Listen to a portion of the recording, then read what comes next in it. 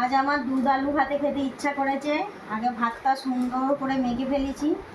দুধ আলু ভাতে খেতে গেলে না ভাতটা সুন্দর করে হালকা নুন দিয়ে মাখতে হবে। তারপরে ধরো যতটা পরিমাণ ততটা আমি দুধ নেবো। আর কার কার এই দুধ আলু ভাতে খেতে পছন্দ তোমরা কমেন্টে অবশ্যই জানিও। আমার তো ভীষণ ভালো লাগে দুধ আলু ভাতে খেতে। খেতে ইচ্ছা করলে খাই মাঝে সাঝে। আর এরকম করে মেয়েকে খেতে ভীষণ, যে একবার খাবে সে আর কোনো দিন ভুলবে না দুধ আলু ভাতে।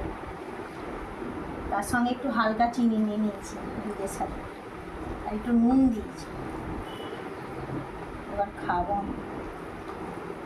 মাখাটা কেমন হয়েছে দেখো, মাখাটা দেখা, মাখাটা দারুণ হয়েছে। আমরা খাঁটি দুধ, মাখাটা দারুণ হয়েছে। এবার খাবো।